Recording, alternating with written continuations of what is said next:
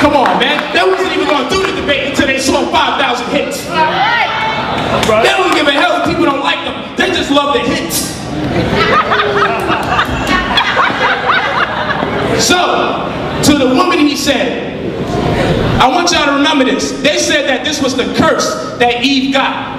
If it's a curse, then this means that her disposition was different prior to the curse, correct? So let's read Eve's curse and let's see what it tells us. I will greatly multiply your sorrow in your conception. In pain you shall bring forth children. Your desire shall be for your husband, and he shall rule over you. Now, if you ask any religious folk out here, they're going to tell you that in Genesis 3:16, this was the curse that Eve got. Her curse. Remember, if it's a curse, it wasn't taking place prior. They go in the street and tell you that the woman's supposed to be ruled by men only if she's cursed. You never heard them say that part, did you? Only if she's cursed, she's supposed to be ruled by her men. They said that's the curse. So when they keep teaching you're supposed to submit, you're supposed to be under me in the New Testament, the new ideas come in, and they keep teaching that. They want to perpetuate the very curse that they taught us about. So, but that's not it. It says, I will greatly multiply your sorrow in your conception, give her birth pains. In pain you shall bring forth children. But the word for children in there is very, very, very, very significant. Because the word they use for children is bani. And in Hebrew it means sons. You may be saying, why do we give her hell if she's giving birth to sons? Because Hebrew is so very specific that there's some more words here that they could have used. They could have used Sephra, which means seed. They could have used Bakar, which is firstborn. They could have used Yanek, which is suckling. They could have used Gaba, weaned child. They could use Elam, child becoming firm. They could have used Nar, youthful servant. They could have used Yahweh, fatherless child. They could have used Bakhor, the ripened one, and young warrior. And I got verses for all of them there. They could even use Yedalim. I didn't even put that in. Or Yedalim. Child, that's a general child. But they made it clear, because Hebrew makes it clear if you're talking about women or female children, male children, a combination of the two. One's missing their fathers, one missing their mothers, but the one that they used specifically was boys. So let's think about it. I will greatly multiply your sorrow in your conception. In pain you shall bring forth male children. But that's not the curse before he tries to take my words and contort it. But look what's going to happen. And your desire shall be to your husband. And the word that they use for that is Yimshah, which means reign supreme over. Why is this so very important? Because they're telling you that the very men that you will give birth to, women, the very men that you give birth to, you will desire while they will choose to oppress you or rule you. That is the curse that they're talking about. They made it very specific that you will give birth to male children and you will wind up desiring your husband and he will be over there trying to rule you. That is the curse that you're dealing with today. And this was stolen from ancient culture. We're going to get into that. This curse comes from somewhere else. But you can read my book, Misogyny, Desecration of the War. So the man's supposed to rule woman. If they keep telling you that, the man is the head of this, the man, only if the woman is cursed, brother. Only if the woman is cursed, you are the head of the woman. Because prior, no rulership. Let's go to the next one. And I would like them to respond to some of the things that I said. God damn. Okay. Genesis chapter 3 verse 20. And Adam called his wife, named Eve, because she was the mother of all living. And the word for Eve is Hava. Right? It means mother of all living. Or simply living life. Why is it so very important? And in Genesis chapter 2 verse 22 it says, and the rib. Okay? The rib. Selah. That's how you pronounce it. Selah. Okay, that's how it is. Selah. So Genesis chapter 2 verse 22 says, and the rib which the Lord God had taken from man. And tell them to do some Hebrew while they're up here teaching as Hebrew Israelites. I shouldn't be washing them up in this. Don't keep talking about polite for 15 damn minutes. When you seen someone do that before, it didn't work out. And Dr. York, he's not here. When he was out here, y'all didn't debate. You're dealing with me. Don't try to get a man that's incarcerated, my brother. I'm standing right here. Genesis chapter 2 verse 22. And the rib which the Lord God had taken from man, made he a woman and brought her unto the man. Ridiculous. But we're going to go for it nonetheless.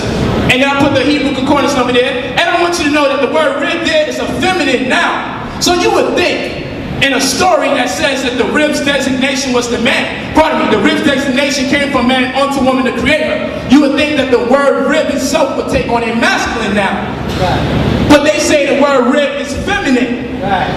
You may say, man, what is this? No, I'm going to give you several points. Not one, because then it won't be strong enough. I'm going to give you several points. So I want you to realize in Hebrew, the word for rib, okay, Selah, is a feminine noun. And I also want you to understand that the word rib in Hebrew, when you go to the concordance number, it means side. Remember the word side. It means side or it means rib. It means side or it means rib. Remember the word side and rib when you see the word Selah. Okay? And remember that Eve's name means mother or living in Hebrew is Chava. Okay? Some would say Hawa, but it's Chava. Okay? Remember that. Go to the next one. Go to the next one. This is so very important, because the Bible is plagiarized and the woman is God. This is no offense to the brothers in here. If you're insecure, I'm not trying to reduce you to a lower level. Right now, we're talking about our sisters, all right? That's what we do. The black woman is God, man. The black woman is God. God. They're going to tell us some story. The man got his joint cut open. God created the sun, the moon, and the stars. He created the sun, the moon, and the stars. But now he has to make incisions in a man. Take out a rib? Really? Now he has to become a scientist? Selah, H6760. It's a feminine noun. This word for rib in Hebrew literally means rib or side. It means rib or side. You can look up the concordance number so you know I'm not lying. Go to the next one. Why is rib or side? I keep saying rib or side. Remember, Eve's name is Hawa. Now what I want you to do, you go get this book. I just released this book today. It's called Extraterrestrials and Religion, the Hidden Meaning Behind the Scriptures. That's my 83rd book. You know I release them every time I do one of these murder scenes. We're going to pull out the yellow tape after this round. This symbol right there in cuneiform form and clay tablets that pre-exist the Bible by thousands of years is called T. And in ancient Sumer, there's a Babylonian goddess named T, also known as Ninhawa. Nin means ruler. You see, in Egypt, if you're a male ruler, there's a designation. They call you Nisut, like they call me Nisut. If you're a female, it'll be Nisutet. If you're in Sumeria, it will be In for males, like In Merdukab. And for females, it will be Nin. So T in Sumeria is a homophone for two words. Guess what those two words are? Wait on. T means life, and T also means rib. Ninti, ruler of the rib and ruler of the life. Also known as Ninkawa. When you put Ninkawa together in Sumeria, it means mother of all living. Sounds like Hawa. This is the midwife for the gods in Sumeria. The Jews say that they just popped up in the desert, or the Hebrews say they just popped up in the desert. What desert are we talking about? They accredit their whole doctrine to Abraham. And he was of Ur of Chaldea. Ur is a Sumerian word. Every scholar will tell you this on planet Earth. Ur means place. You're going to need to know that. It's very important. Ur means place. Remember that. But their God, they didn't say where Abraham was actually born. But the story just starts. He's in a desert. The reason why I say a desert, because that's the area known as southern Iraq. Sumeria, Babylon, Iraq, all the same thing. And that's how they trick us all the time, keep messing with the words. We don't even know what geographical location we're talking about. Very important. So, the place where their story has its inception in the Bible is the very place of people already existed before them. They don't use Hebrew in this language. Hebrew does use them from time to time. I'll give you an example. Barashik bara Elohim et ha shamayim va'et ha eretz. That means in the beginning God created the heavens and the earth. The word that they use for earth is eretz. Eretz happens to be the god of earth in Sumer. See how it works? They didn't borrow. The Sumerians didn't borrow nothing from them. They didn't exist yet. So I just hope y'all are paying attention. But the point being is this deity's name was Ninhawa. Chawa. And remember, Eve's name is Hawa. And she's also known as Ninti, or ruler of life, or ruler of the rib. T didn't always mean life and